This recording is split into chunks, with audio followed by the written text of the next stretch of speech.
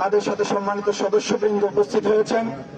তারা অত্যন্ত আন্তরিকতার সাথে দরদ দিয়ে তাদের মমত্ববোধের জায়গা থেকে সমস্ত দল মতের ঊর্ধ্বে উঠে তারা এই বিষয়টিকে একটা সমাধানের দিকে নিয়ে যাওয়ার জন্য চেষ্টা করছেন। আমরা সেটা উপলব্ধি করছি। সেই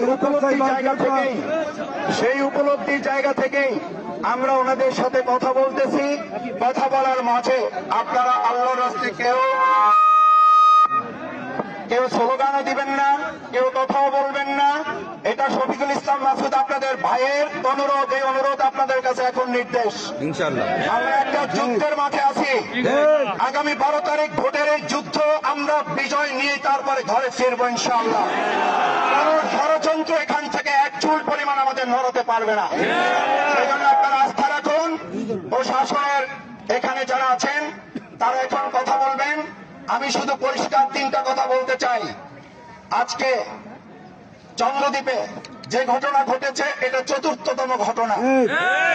নির্বাচনী তফসিল দেওয়ার পর 4র্থতম এই ঘটনা তারা সংগঠিত করেছে এই পরিকল্পনায় যে চন্দ্রদ্বীপে ঘটনা ঘটিয়ে পার পাওয়া কোনো ব্যাপার না, এবং সেটা তারা দেখেছে 1বার 2বার 3বার। 4র্থবার আজকে তারা আমাদের প্রায় 50 জনের মতো ভাইকে কুপিয়ে তারা আহত করেছে। তার মধ্যে আমাদের মহিলা আছে 6 জন। আমরা ধিক্কার জানাই এই নরপ্রচুষ্টের। আগামী 12 তারিখ ব্যালটের মাধ্যমে জবাব তোমরা পাবা ইনশাআল্লাহ। এবার কৌশলে কোনো ডাকাত বিজয় হবে না। কৌশলে এবার বিজয় হবে 3.5 লক্ষ মানুষ। সেই জন্য ওখানে যারা আহত হয়েছেন, আমি প্রশাসনের কাছে আমরা ইতিমধ্যে মামলা দায়ের করেছি। 24 ঘন্টা সময়, এর মধ্যে যদি তাদের গ্রেপ্তার না হয় এই রাস্তা কিন্তু জনগণের। আমরা জনগণের রাস্তায় জনগণ হাজির হলে আমি মাসুদের কিছু করার থাকবে।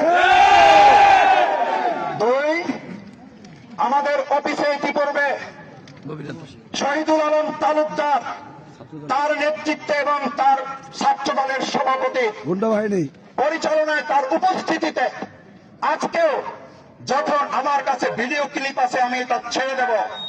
শহীদুল আলম তালুকদারের কাছে যখন বলা হয় চন্দ্রদ্বীপে হামলা চলছে, তখন বলেছে তোদের কাছে যা আছে তাই নিয়ে ওদেরকে শোয়াইয়া ফেলাও।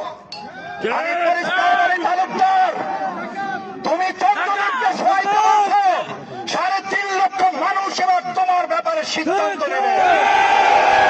সুতরাং প্রশাসনের যারা আছেন, এই যে তালুকদার শোয়াইয়ে ফেলানোর সিদ্ধান্তের ভিডিও আপনাদেরকে দেওয়ার পরও শুধুমাত্র আসামি যে কয়জন তাদের ব্যাপারে কার্যকর পদক্ষেপ নিয়ে হবে না, যিনি এই হুকুমদাতা তার ব্যাপারে পদক্ষেপ যার নির্দেশে এই কাজগুলো হয়। প্রকাশ্যে তিনি আমাকে হত্যার হুমকি দিয়েছেন, প্রকাশ্যে তিনি আমার রক কেটে দেওয়ার কথা বলেছেন। আমরা সবকিছু ধৈর্য ধারণ করেছি।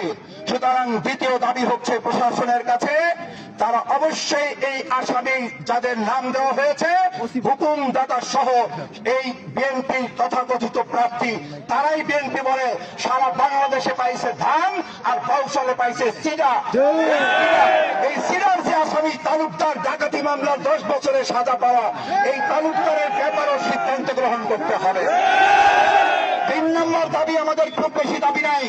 অবাধ সুষ্ঠু নিরপেক্ষ নির্বাচনে 5টা ভোট যদি দাঁড়িপাল্লা পায় 5টাই হবে, 6টারও দরকার নাই, কিন্তু 4টা হলে পরিস্থিতি সামাল দেওয়া যাবে না। সেই নিশ্চয়তা প্রশাসনকে দিতে হবে। এবং এই পিছনে যিনি কলকাঠি নাড়েন না, প্রকাশ্যে যিনি এই কাজে লিপ্ত, আমাদের কাছে প্রমাণ সহ আমরা ইতিপূর্বে সাংবাদিক এবং প্রশাসনের কাছে দিয়েছি।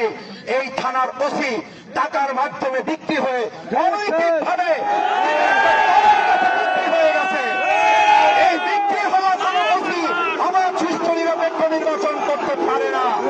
অবশ্যই এই ওসিকে প্রত্যাহারের ব্যবস্থা গ্রহণ করতে হবে। আমরা এই 3টি মৌলিক দাবি এবং জনগণের ভোট নিশ্চিত করার লক্ষ্যে কর্তৃপক্ষ কি সিদ্ধান্ত নেবেন তা এখন আপনাদের কাছে জানানোর অনুরোধ করে আমি আপনাদের শান্ত থাকার জন্য তাদের কথা বলার মধ্যে, এটা জামাত ইসলামী ছাত্র শিবির 11 দলীয় নির্বাচনী ঐক্যের শীর্ষ নেতৃবৃন্দ আমার সাথে আছেন। সুতরাং আমরা শান্তশিষ্টভাবে আমরা একটা সুন্দর ভোট উপহার দিতে চাই। সেজন্য আমরা ধৈর্য ধারণ করেছি, পিঠ দেয়ালে থাকা ছাড়া আমরা রাস্তায় আসি নাই। আমি যতক্ষণ হাসপাতালে না গেছি ততক্ষণ রাস্তায় আসার সিদ্ধান্ত নেই নাই। আমি আমার ভাইদের বলেছিলাম উপজেলা চত্বর থেকে তোমরা একটা মিছিল শেষ করে দাও। অত্যন্ত পরিতাপের বিষয়, আমি আদাবাড়িয়া প্রোগ্রামে যাওয়ার আগে ভাবলাম আমার ভাই বোনদের একটু দেখে যাই। হাসপাতালে যাওয়ার পর আমার মাথা ঘুরে গেছে। একটা মানুষ, একটা দল, একটা ডাকাত কি করে এরকম মানুষের উপর নির্যাতন করতে পারে। তারপর আমি ভাইদের বলেছি যা যা আছে তাই নিয়ে আপনারা থানা ঘেরাও করেন, কারণ এই থানার ওসি এবং তালুকদারের নেতৃত্বে চন্দ্রদ্বীপে হামলা সংঘটিত হয়েছে। সুতরাং আমরা পরিষ্কার বলছি, প্রশাসনের ভাইয়েরা যা বলবেন আপনারা ঠান্ডা মাথায় শুনবেন, তারপরে আমি কথা বলার পর আমরা পরবর্তী সিদ্ধান্ত গ্রহণ করব।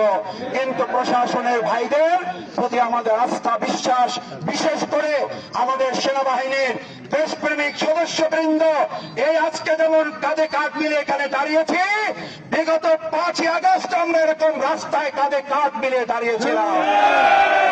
সেই দেশপ্রেমিক সেনাবাহিনী ভাইরা এখানে এসেছেন, আমরা তাদের কাছ থেকে তাদের সংশ্লিষ্ট প্রশাসন তারা কথা বলবেন, কেউ একটু শব্দ করবেন না, তাদের কোনো কথা যদি পছন্দ না হয় তাও করবেন না। পরবর্তীতে আমি কথা বলার পর তারপরে আমরা পরবর্তী কর্মসূচি এখান থেকে ঘোষণা করব।